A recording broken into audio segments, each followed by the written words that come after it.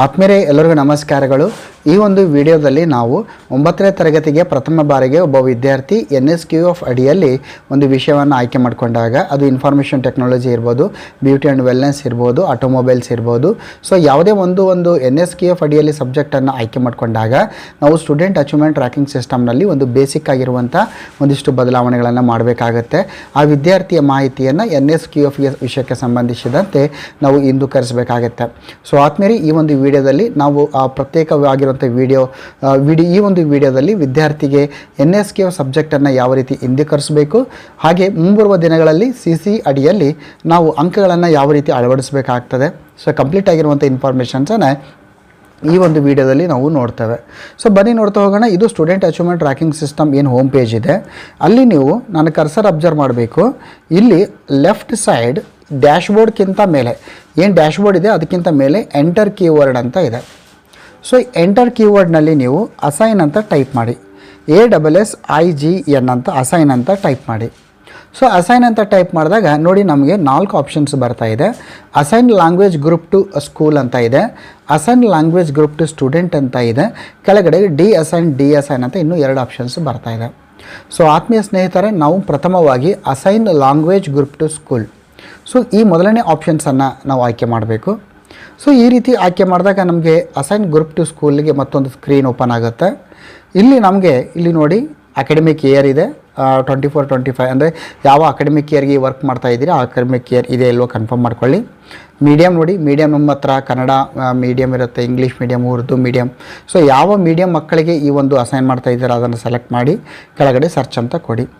So search ಕೊಟ್ಟಾಗ ನಮಗೇನಾಗುತ್ತೆ, ಈ ರೀತಿ different language pattern, different language combination ಇರುವಂತಹ ಒಂದಿಷ್ಟು ಪಟ್ಟಿ ಬರುತ್ತೆ. ಶೋನಲ್ಲಿ 10 ಇದೆ, 10 ಇದೆ, ಅಲ್ಲಿ ಆಲ್ ಅಂತ ಮಾಡ್ಕೊಳ್ಳಿ. ಸೊ ಇಷ್ಟಾದ ಮೇಲೆ ನೀವು ಭಾಳ ಇಂಪಾರ್ಟೆಂಟ್ ಆಗಿರುವಂಥದ್ದು ಅಂದರೆ, ನೀವು ಈಗ ಎಕ್ಸಾಂಪಲ್ ಆಗಿ ನೀವು ಇನ್ಫಾರ್ಮೇಷನ್ ಟೆಕ್ನಾಲಜಿ, ಸೊ ಈ ರಿಲೇಟೆಡ್ ಆಗಿ ಲ್ಯಾಂಗ್ವೇಜ್ ಕಾಂಬಿನೇಷನ್ ಮಾಡ್ತಾಯಿದ್ದೀರಿ, ಇದನ್ನು ನೀವು ಸರ್ಚ್ ಮಾಡ್ಬೋದು. ಸರ್ಚ್ ಮಾಡಿದಾಗ ನೋಡಿ ಇಲ್ಲಿ ಎಷ್ಟಿದೆ ಅಂದರೆ, ಸೀರಿಯಲ್ನಲ್ಲಿ ನಿಮಗೆ ಒಟ್ಟಾರೆಯಾಗಿ 51 ಕಾಂಬಿನೇಷನ್ ಸಿಗ್ತದೆ. ನಮಗೆಲ್ಲರಿಗೂ ಗೊತ್ತಿರುವ ಹಾಗೆ ಈ ಒಂದು NSQF ಅಡಿಯಲ್ಲಿ ಬರುವಂಥ ಹೆಲ್ತ್ ಕೇರ್ ಇರ್ಬೋದು, ಇನ್ಫಾರ್ಮೇಷನ್ ಟೆಕ್ನಾಲಜಿ, ಆಟೋಮೊಬೈಲ್ಸ್, ಇವೆಲ್ಲ ನಾವು ಥರ್ಡ್ ಲ್ಯಾಂಗ್ವೇಜ್ ಬದಲಾಗಿ ನಾವು ಸಬ್ಜೆಕ್ಟನ್ನು ಆಯ್ಕೆ ಮಾಡ್ಕೊಳ್ತಾ ಇದ್ದೀವಿ. ಥರ್ಡ್ ಲ್ಯಾಂಗ್ವೇಜ್ ಇದೆ. ಸೊ ಇಲ್ಲಿ ನಾವು ನಾವು ಯಾವ ರೀತಿ ಕಾಂಬಿನೇಷನ್ ತೊಗೋಬೇಕು ಅಂದರೆ, ನಮ್ಮ ವಿದ್ಯಾರ್ಥಿಗಳ ಕಾಂಬಿನೇಷನ್. ನಾನು ಎಕ್ಸಾಂಪಲ್ ಆಗಿ ನಮ್ಮ ಶಾಲೆಯ ವಿದ್ಯಾರ್ಥಿಗಳಲ್ಲಿ ಪ್ರಥಮ ಭಾಷೆ ಕನ್ನಡ ಇದೆ, ದ್ವಿತೀಯ ಭಾಷೆ ಇಂಗ್ಲೀಷ್ ಇದೆ, ತೃತೀಯ ಭಾಷೆಗಾಗಿ NSQF ಅಡಿಯಲ್ಲಿ ಇನ್ಫಾರ್ಮೇಷನ್ ಟೆಕ್ನಾಲಜಿಯನ್ನು ತೆಗೆದುಕೊಂಡಿದ್ದಾರೆ. ಸೊ ನಿಮ್ಮ ಶಾಲೆಯಲ್ಲಿ ಇನ್ಫಾರ್ಮೇಷನ್ ಟೆಕ್ನಾಲಜಿ ಇರ್ಬೋದು, ಆಟೋಮೊಬೈಲ್ಸ್ ಇರ್ಬೋದು, ಅಥವಾ ನಿಮಗೆ ಬ್ಯೂಟಿ ಆ್ಯಂಡ್ ವೆಲ್ನೆಸ್ ಇರ್ಬೋದು. ಸೊ ಬೇರೆ ಬೇರೆ ವಿಷಯಗಳು ಇರ್ತದೆ.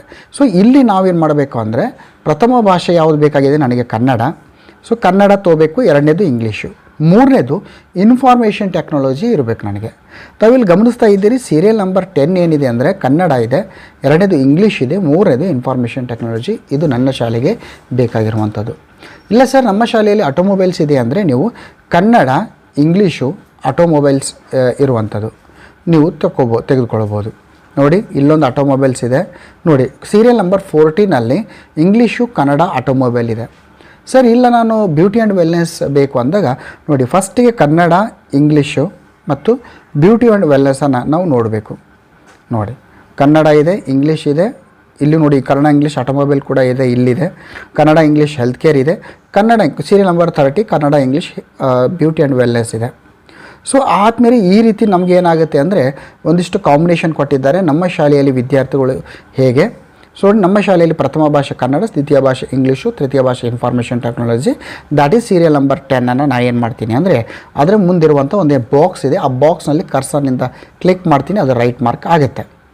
ಸೊ ರೈಟ್ ಮಾರ್ಕ್ ಆದ ಕೂಡಲೇ ನಾವು ಮತ್ತೆ ಸ್ಕ್ರೋಲನ್ನು ಕೆಳಗೆ ಮಾಡಬೇಕು, ಮಾಡಿ ಕೆಳಗಡೆ ಅಸೈನ್ ಅಂತ ಕೊಡಬೇಕು, ಅಸೈನ್ ಅಂತ. ಸೊ ಇಷ್ಟು group assigned successfully to school ಅಂತ ಆಯಿತು. ಸೊ ನಮ್ಮ ಶಾಲೆಗೆ 2 ಅಸೈನ್ ಮಾಡಿದ್ದೇವೆ. ಒಂದು ಕನ್ನಡ, ಇಂಗ್ಲೀಷ್, ಹಿಂದಿ ಒಂದು ಪ್ಯಾಟರ್ನ್ ಇದೆ, ಮಕ್ಕಳು ಓದ್ತಾ ಇದ್ದಾರೆ. ಇನ್ನೊಂದು ಕನ್ನಡ, ಇಂಗ್ಲೀಷ್ ಮತ್ತು NSQF ಅಡಿಯಲ್ಲಿ ಇನ್ಫಾರ್ಮೇಷನ್ ಟೆಕ್ನಾಲಜಿಯನ್ನು ಓದ್ತಾ ಇದ್ದಾರೆ. ಸೊ ನಾನು ಈಗಾಗಲೇ ಕನ್ನಡ, ಇಂಗ್ಲೀಷ್ ಮತ್ತು ಹಿಂದಿ ಈ ಅಸೈನ್ಮೆಂಟನ್ನು ಮಾಡಿದ್ದೀನಿ. ಸೊ ಅದನ್ನು ನೀವು ಇನ್ನೊಂದು ಸಲ ಸರ್ಚ್ ಮಾಡ್ಬೋದು, ನಾವು ಮಾಡಿದ್ವೋ ಇಲ್ಲ ಅಂತ. ಮತ್ತೆ ಸರ್ಚ್ ಮಾಡಿ ನೋಡಿ, ಇಲ್ಲಿ ನಿಮಗೆ ಕನ್ನಡ, ಇಂಗ್ಲೀಷು, ಹಿಂದಿ ಮತ್ತು ಶೋನಲ್ಲಿ ಹೋಗಿ ನೀವು ಆಲ್ ಅಂತ ಮಾಡಿ ಇಲ್ಲಿ ಕನ್ನಡ, ಇಂಗ್ಲೀಷ್, ಹಿಂದಿ ಆಪ್ಷನ್ಸನ್ನು ನೋಡ್ಕೋಬೇಕು. ನೋಡಿ ಇಲ್ಲಿ ನಾನು ಒಂದು ಯಾವುದು ಅಸೈನ್ ಮಾಡಿದ್ದೀನಿ ಮುಂದೆ ಅಸೈನ್ ಬಂದಿರುತ್ತೆ. ಎಸ್, ತಾವಿಲ್ಲಿ ಗಮನಿಸ್ತಾ ಇದ್ದೀರಿ ಸೀರಿಯಲ್ ನಂಬರ್ 10 ಮುಂದ್ಗಡೆ ಆ ಬಾಕ್ಸ್ ಬದಲಾಗಿ ಅಸೈನ್ ಅಂತ ಬಂತು. ಸೀರಿಯಲ್ ನಂಬರ್ 23 ಏನಿದೆ ಆಲ್ರೆಡಿ ನಾವು ಅಸೈನ್ ಮಾಡಿದ್ದೀವಿ, ಸೊ ಅಸೈನ್ ಅಂತ ಇದೆ. ಸೊ ನಮ್ಮ ಶಾಲೆಯ ವಿದ್ಯಾರ್ಥಿಗಳು ಒಟ್ಟು 3 ಕಾಂಬಿನೇಷನ್ ಲ್ಯಾಂಗ್ವೇಜಸ್ ಓದ್ತಾರೆ. ಒಂದು ಕನ್ನಡ, ಇಂಗ್ಲೀಷ್, ಹಿಂದಿ, ಇನ್ನೊಂದು ಕನ್ನಡ, ಇಂಗ್ಲೀಷ್, ಇನ್ಫಾರ್ಮೇಷನ್ ಟೆಕ್ನಾಲಜಿ. ಇದು ಕ್ಲಿಯರ್ ಆಯಿತು. ನಿಮ್ಮ ಶಾಲೆಯಲ್ಲಿ ಇನ್ಫಾರ್ಮೇಷನ್ ಟೆಕ್ನಾಲಜಿ ಇದ್ದರೆ ಇನ್ಫಾರ್ಮೇಷನ್ ಟೆಕ್ನಾಲಜಿ, ಆಮೇಲೆ ಆಟೋಮೊಬೈಲ್ಸ್ ಇರ್ಬೋದು, ಬ್ಯೂಟಿ ಆ್ಯಂಡ್ ವೆಲ್ನೆಸ್ ಇರ್ಬೋದು, ಯಾವುದು ಇದೆ NSKF ಅಡಿಯಲ್ಲಿ ಸಬ್ಜೆಕ್ಟ್ ಕೊಟ್ಟಿದ್ದಾರೆ. ಸೊ ಪ್ರಥಮ ಭಾಷೆ, ದ್ವಿತೀಯ ಭಾಷೆ, ತೃತೀಯ ಭಾಷೆನ ಈ ಪಟ್ಟಿಯಲ್ಲಿದೆ. ಆ ಪಟ್ಟಿಯಲ್ಲಿ ನೋಡಿಕೊಂಡು ಮುಂದಿರುವಂಥ ಒಂದು ಬಾಕ್ಸ್ನಲ್ಲಿ ನೀವು ಟಿಕ್ಕನ್ನು ಮಾಡಿ ಕೆಳಗಡೆ ಸಬ್ಮಿಟ್ ಕೊಟ್ಟರೆ ಅಸೈನ್ ಆಯಿತು. ಸೊ ಆದಮೇಲೆ ಈಗ ನಮ್ಮ ಶಾಲೆಗೆ ನಾವು NSKF ಸಬ್ಜೆಕ್ಟ್ಗೆ ಸಂಬಂಧಿಸಿದಂತೆ ಒಂದು ಹೊಸ ಲ್ಯಾಂಗ್ವೇಜ್ ಗ್ರೂಪನ್ನು ನಾವು ಅಸೈನನ್ನು ಮಾಡಿದ್ದೇವೆ. ಈಗ 9ನೇ ತರಗತಿಯಲ್ಲಿ ಯಾವ ವಿದ್ಯಾರ್ಥಿಗಳು NSKF ಅಡಿಯಲ್ಲಿ ವಿಷಯವನ್ನು ಆಯ್ಕೆ ಮಾಡಿಕೊಂಡಿದ್ದಾರೆ ಆ ವಿಷಯವನ್ನು ಒಬ್ಬ ವಿದ್ಯಾರ್ಥಿಗೆ ಪರ್ಟಿಕ್ಯುಲರ್ ಆಗಿ ವೈಯಕ್ತಿಕವಾಗಿ ಆ ವಿಷಯದ ಕಾಂಬಿನೇಷನನ್ನು ಅಂದರೆ ಕನ್ನಡ, ಇಂಗ್ಲೀಷ್, IT ಇದನ್ನು ಆ ವಿದ್ಯಾರ್ಥಿಗೆ ಹೇಗೆ ಅಸೈನ್ ಮಾಡಬೇಕು, ಸೊ ಅದನ್ನು ನೋಡೋಣ. ಸೊ ಆದ್ಮೇಲೆ ಪ್ರಥಮವಾಗಿ ಮತ್ತೆ ಡ್ಯಾಶ್ಬೋರ್ಡ್ ಏನಿದೆ, ಇಲ್ಲಿ ಡ್ಯಾಶ್ಬೋರ್ಡ್ ಇದೆ. ಡ್ಯಾಶ್ಬೋರ್ಡ್ ಮೇಲೆ ಎಂಟರ್ ಕೀವರ್ಡ್ ಅಂತ ಇದೆ. ಅಲ್ಲಿ ನೀವೇನು ಮಾಡಬೇಕು, ಡಿ ಅಸೈನ್ ಅಂತ ಟೈಪ್ ಮಾಡಿ. ಸೊ ಡಿ ಅಸೈನ್ ಅಂತ ಟೈಪ್ ಮಾಡಿದಾಗ ನಿಮಗೆ 2 ಆಪ್ಷನ್ಸ್ ಬರುತ್ತೆ. ಒಂದು deassign language group to school ಅಂತ ಇದೆ, ಇನ್ನೊಂದು deassign language group to student ಅಂತ ಇದೆ. ನಾವು ಇಲ್ಲಿ deassign language group to student ಅಂತ ನಾವು ಸೆಲೆಕ್ಟನ್ನು ನಾವು ಮಾಡಬೇಕು. ಸೊ ಇಲ್ಲಿ ನಾನು ಈ ರೀತಿ ಸೆಲೆಕ್ಟ್ ಮಾಡಿದಾಗ deassign group to student ಅಂತ ಬಂತು. ಇಲ್ಲಿ ಸ್ಟ್ಯಾಂಡರ್ಡನ್ನು ಸೆಲೆಕ್ಟ್ ಮಾಡಿ 9th ಸ್ಟ್ಯಾಂಡರ್ಡು. ಆಮೇಲೆ ಮೀಡಿಯಮ್ ಅಂತ ಬಂದಾಗ ಕನ್ನಡ ಮೀಡಿಯಮ್ ವಿದ್ಯಾರ್ಥಿ ಇದ್ದಾನೆ, ನಾನು ಕನ್ನಡ ತೆಗೆದುಕೊಂಡಿದ್ದೀನಿ. ಗ್ರೂಪ್ ಅಂತ ಬಂದಾಗ ನಮಗೆ ಡಿ ಅಸೈನ್ ಮಾಡಬೇಕಾಗಿ ಆಲ್ರೆಡಿ ಆ ವಿದ್ಯಾರ್ಥಿಗೆ ಅಸೈನ್ ಮಾಡಿದ್ದಾನೆ. ಸೊ ಈ ವಿದ್ಯಾರ್ಥಿಗಳು 8ನೇ ಇದ್ದಾಗ ಕನ್ನಡ, ಇಂಗ್ಲೀಷ್, ಹಿಂದಿ ಅಧ್ಯಯನ ಮಾಡ್ತಾಯಿದ್ರು. ಸೊ ಆಲ್ರೆಡಿ ಅಸೈನ್ ಆಗಿರುವಂಥ ಲ್ಯಾಂಗ್ವೇಜ್ ಇದು ಇತ್ತು. ಈಗ ಸರ್ಚ್ ಮಾಡ್ತೀನಿ. ಸೊ ಸರ್ಚ್ ಮಾಡಿದಾಗ ಏನಾಯಿತು ಅಂದರೆ ತಾವಿಲ್ಲಿ ಗಮನಿಸ್ತಾ ಇದ್ದೀರಿ, ಇಲ್ಲಿ ಶೋ ಅಂತ ಏನಿದೆ ಅಲ್ಲಿ ನೀವು ಕ್ಲಿಕ್ ಮಾಡಿ ಆಲ್ ಅಂತ ಮಾಡಿ ಎಲ್ಲ ವಿದ್ಯಾರ್ಥಿಗಳು ಬರ್ತಾರೆ. ಅದಾದಮೇಲೆ ಈಗ ನೀವೇನು ಮಾಡಬೇಕು ಅಂದರೆ ಯಾವ ವಿದ್ಯಾರ್ಥಿಯನ್ನು ನೀವು NSKF ಅಡಿಯಲ್ಲಿ IT ವಿಷಯವನ್ನು ನೀವು ಏನು ಮಾಡ್ತಾಯಿದ್ದೀರಿ ಅಸೈನ್ ಮಾಡಬೇಕಾಗಿದೆ ಆ ವಿದ್ಯಾರ್ಥಿಯನ್ನು ಮೊದಲು ಆಯ್ಕೆ ಮಾಡಿಕೊಳ್ಳಿ. ಸೊ ನಾನು ಇಲ್ಲಿ ಆಯ್ಕೆ ಮಾಡ್ತಾಯಿದ್ದೀನಿ. ಇಲ್ಲೊಬ್ಬ ವಿದ್ಯಾರ್ಥಿನಿ ಇದ್ದಾಳೆ. ಇಲ್ಲಿ ಶ್ರದ್ಧಾ ಎಂಬ ವಿದ್ಯಾರ್ಥಿನಿ, ಅವಳ ಮುಂದೆ ಒಂದು ಬಾಕ್ಸ್ ಏನಿದೆ ಅಲ್ಲಿ ಸೆಲೆಕ್ಟ್ ಮಾಡ್ತಾಯಿದ್ದೀನಿ. ಸೊ ಏನು ಈ ರೀತಿ ಸೆಲೆಕ್ಟ್ ಮಾಡಿದೆ ಅಂದರೆ ಆಲ್ರೆಡಿ ನಾವು ಲ್ಯಾಂಗ್ವೇಜ್ ಗ್ರೂಪ್ ಏನಿತ್ತು 8ನೇ ತರಗತಿಗೆ ಕನ್ನಡ, ಇಂಗ್ಲೀಷ್, ಹಿಂದಿ, ಈ ಒಂದು ಲ್ಯಾಂಗ್ವೇಜ್ ಗ್ರೂಪನ್ನು ಅವಳಿಗೆ ಡಿ ಅಸೈನ್ ಮಾಡ್ತಾಯಿದ್ದೀನಿ, ಇದನ್ನು ತೆಗಿತಾ ಇದ್ದೀನಿ. ಸೊ ಅದನ್ನು ಕ್ಲಿಕ್ ಮಾಡಿ ನಾನು ಏನು ಮಾಡಿದೆ, ಡಿ ಅಸೈನ್ ಅಂತ ನಾನು ಕೆಳಗಡೆ ಇರುವಂಥ ಬಟನ್ ಕ್ಲಿಕ್ ಮಾಡ್ತೀನಿ. Once you deassign language group to student that student result data also deleted ಅಂತ ಇದೆ. ಓಕೆ ಅಂತ ನಾವು ಕೊಡಿ. ಯಾವುದೇ ರೀತಿಯ result delete, sir result delete ಆಗುತ್ತಾ ಅಂದರೆ ಇಲ್ಲಿ ಈಗಾಗಲೇ ನಾವು ಯಾವುದೇ ರಿಸಲ್ಟನ್ನು ಎಂಟ್ರಿ ಮಾಡಿಲ್ಲ. ಸೊ ಇಲ್ಲಿ ಏನೂ ತೊಂದರೆ ಇಲ್ಲ, ಡಿಲೀಟ್ ಮಾಡ್ತಾಯಿದ್ದೀವಿ. ಸೊ ಆಯಿತು. ಶ್ರದ್ಧಾ ಎಂಬ ವಿದ್ಯಾರ್ಥಿ 8ನೇ ತರಗತಿಯಲ್ಲಿ ಕನ್ನಡ, ಇಂಗ್ಲೀಷು ಮತ್ತು ಹಿಂದಿ ಲ್ಯಾಂಗ್ವೇಜ್ ಗ್ರೂಪ್ ಇತ್ತು, ಅವಳನ್ನು ಡಿ ಅಸೈನ್ ಮಾಡಿದ್ದೀವಿ. ಈಗ ಅವಳಿಗೆ ಯಾವುದೇ ರೀತಿಯ ಲ್ಯಾಂಗ್ವೇಜಸ್ ಇಲ್ಲ. ಈಗ ನಾವೇನು ಮಾಡಬೇಕಾಗಿದೆ, ಶ್ರದ್ಧಾ ಎಂಬ ವಿದ್ಯಾರ್ಥಿನಿಗೆ ಅಸೈನ್ ಮಾಡಬೇಕು. ಯಾವುದು, ಕನ್ನಡ, ಇಂಗ್ಲೀಷ್, IT. ಸೊ ಈಗ ನಾನು ಡ್ಯಾಶ್ಬೋರ್ಡ್ ಮೇಲಿರುವಂಥ ಎಂಟರ್ ಕೀಬೋರ್ಡ್ ಬಾಕ್ಸಲ್ಲಿ ಹೋಗಿ ಅಸೈನ್ ಅಂತ ಟೈಪ್ ಮಾಡ್ತೀನಿ, ASSIGN ಅಂತ. ಈಗ assign language group to school ಇದೆ, ಎರಡನೇದು assign language group to student ಇದೆ. ಎರಡನೇ ಆಪ್ಷನ್ ಆಯ್ಕೆ ಮಾಡ್ತೀನಿ, assign language group to student. So ಇಷ್ಟು ಸೆಲೆಕ್ಟ್ ಮಾಡಿದ ಮೇಲೆ ಸ್ಟ್ಯಾಂಡರ್ಡ್ ಸೆಲೆಕ್ಟ್ ಮಾಡ್ತೀನಿ, 9ನೇ ತರಗತಿದ್ದು. ನಾನು ಶ್ರದ್ಧಾಂದು ಒಂದು ಎಕ್ಸಾಂಪಲ್ ತೊಗೊಂಡಿದ್ದೀನಿ. ಇದೇ ರೀತಿ ನೀವು ಪ್ರತಿಯೊಬ್ಬ ವಿದ್ಯಾರ್ಥಿದು ರಿಪೀಟ್ ಮಾಡಬೇಕಾಗತ್ತೆ, ಮಾಸ್ ಆಗಿ ಮಾಡೋಕ್ಕಾಗೋದಿಲ್ಲ. ಸೊ ಸ್ಟ್ಯಾಂಡರ್ಡ್ 9 ಸೆಲೆಕ್ಟ್ ಮಾಡಿದೆ, ಮೀಡಿಯಮ್ ಕನ್ನಡ ಇದೆ, ಅಕಾಡೆಮಿಕ್ ಇಯರ್ ಇದೆ 24-25. ಆಮೇಲೆ ಗ್ರೂಪ್, ಯಾವ ಗ್ರೂಪ್ ಅಸೈನ್ ಮಾಡಬೇಕಾಗಿದೆ ಅಂದರೆ ನನ್ನ ಶಾಲೆಯಲ್ಲಿ 2 ಗ್ರೂಪ್ ಇದೆ ಈಗಾಗಲೇ. ಮೊದಲು ಒಂದೇ ಇತ್ತು, ಕನ್ನಡ, ಇಂಗ್ಲೀಷ್, ಹಿಂದಿ.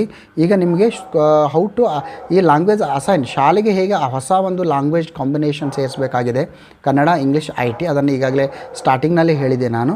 ಸೊ ನನ್ನ ಹತ್ರ ಇರುವಂಥ 2 ಲ್ಯಾಂಗ್ವೇಜ್ನಲ್ಲಿ ಈ ವಿದ್ಯಾರ್ಥಿನಿಗೆ ಕನ್ನಡ, ಇಂಗ್ಲೀಷ್, IT ಬೇಕಾಗಿದೆ. ನಾನು ಅದನ್ನು ಎಂಟ್ರಿ ಮಾಡ್ತೀನಿ. ಇಲ್ಲಿ ನಾನು ಸರ್ಚ್ ಅಂತ ಕೊಡ್ತೀನಿ.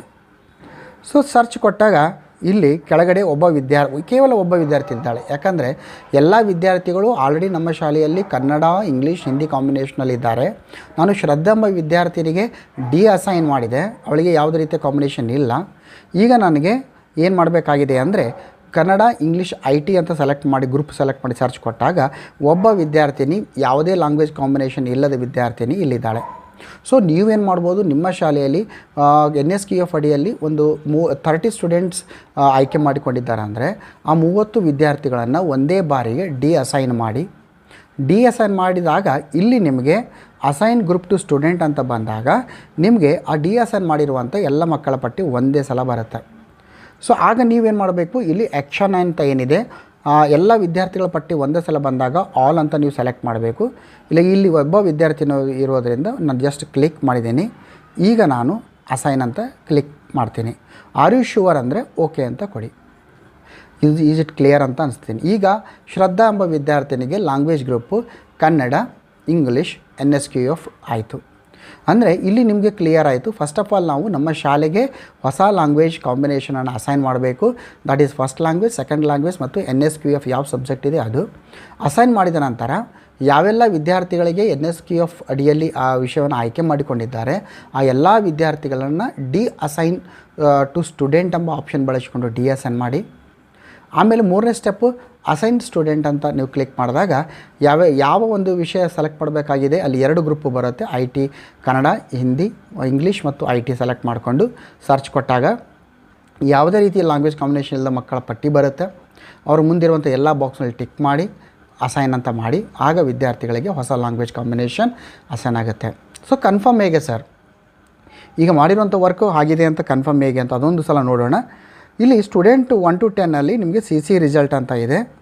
ಅಲ್ಲಿ ನಿಮಗೆ ಜನ್ರೇಟ್ ರಿಸಲ್ಟ್ ಫಾರ್ಮ್ ಅಂತ ಒಂದು ಬರುತ್ತೆ, 2ನೇ ಆಪ್ಷನ್. ಸೊ 2ನೇ ಆಪ್ಷನ್ಸನ್ನು ಕ್ಲಿಕ್ ಮಾಡಿದಾಗ 24-25 ಇದೆ. ಮೀಡಿಯಮನ್ನು ಸೆಲೆಕ್ಟ್ ಮಾಡ್ತೀನಿ ಕನ್ನಡ. Exam FA1. ಸ್ಟ್ಯಾಂಡರ್ಡ್ ಏನಿದೆ 9ನೇ ತರಗತಿದು ಮಾಡಬೇಕಾಗಿದೆ. ಗ್ರೂಪ್ ಅಂತ ಬಂದಾಗ ನಮಗೆ 2 ಬಂತು ನೋಡಿ. ಸೊ ನಾನು ಶಾಲೆಗೆ ಅಸೈನ್ ಮಾಡಿದ್ದಕ್ಕಾಗಿ 2 ಬಂತು. ಕನ್ನಡ ಇಂಗ್ಲೀಷ್ IT ಅಂತ ಸೆಲೆಕ್ಟ್ ಮಾಡಿ ಸರ್ಚನ್ನು ಕೊಡ್ತೀನಿ. ಸೊ ಸರ್ಚನ್ನು ಕೊಟ್ಟಾಗ ಇಲ್ಲಿ ಎಕ್ಸಾಮ್ ನಾನು ಸೆಲೆಕ್ಟ್ ಮಾಡಿದ್ದಿಲ್ಲ, ಈಗ FA1 ಆಯಿತು. ಈಗ ನಾನು ಸರ್ಚ್ ಕೊಡ್ತೀನಿ. ಸೊ ಸರ್ಚ್ ಕೊಟ್ಟಾಗ ಇದನ್ನು ಸ್ಕ್ರೋಲ್ ಮಾಡ್ತಾ ಹೋಗಿ ಇಲ್ಲಿ ನೋಡಿ ರಿಸಲ್ಟ್ ಇದೆ. ಸೊ CCಯಲ್ಲಿ ಆ ವಿದ್ಯಾರ್ಥಿನಿಗೆ ಇಲ್ಲಿ ಸೀರಿಯಲ್ ನಂಬರ್ ಇದೆ, ಎನ್ರೋಲ್ಮೆಂಟ್ ನಂಬರ್, ಸ್ಟೂಡೆಂಟ್ ನೇಮ್ ಶ್ರದ್ಧಾ. ನಾನು ಶ್ರದ್ಧಾ ಒಂದೇ ಎಕ್ಸಾಂಪಲ್ ತೆಗೆದುಕೊಂಡಿದ್ದೀನಿ. ನೀವು ಎಟ್ ಎ ಟೈಮ್ 35-40 ಸ್ಟೂಡೆಂಟ್ಸ್ ಮಾಡ್ಬೋದು. ಇಲ್ಲಿ ಬರ್ತಾ ಇದೆ language 1 Kannada, language 2 English, language 3 information technology ಅಂತ ಬಂದಿದೆ. ಆಮೇಲೆ ಮುಂದೆ ಕೋರ್ ಸಬ್ಜೆಕ್ಟ್ನಲ್ಲಿ ಮ್ಯಾಥಮೆಟಿಕ್ಸು, ಸೋಷಿಯಲ್ ಸೈನ್ಸು ಇದೆ. ಸೊ ಆದ್ಮೇಲೆ ಈ ಒಂದು ವಿಡಿಯೋ ನಿಮಗೆ NSQF ವಿಷಯವನ್ನು ಆಯ್ಕೆ ಮಾಡಿಕೊಂಡಿರುವಂಥ ಮಕ್ಕಳನ್ನು SATSನಲ್ಲಿ ಹೇಗೆ ಹಿಂದೆ ಕರೆಸಬೇಕು ಎಂಬ ನಿಟ್ಟಿನಲ್ಲಿ ಉಪಯೋಗವಾಗಿರ್ಬೋದು. ಈ ರೀತಿಯ ಒಂದು ಕಂಟೆಂಟ್ ನಿಮಗೆ ರೀಚ್ ಆಗಬೇಕಾದ್ರೆ ನಮ್ಮ ಚಾನಲ್ ಸಬ್ಸ್ಕ್ರೈಬ್ ಮಾಡಿ ಅಂತ ಹೇಳ್ತಾ, ಜೈ ಹಿಂದ್, ವಂದೇ ಮಾತರಂ.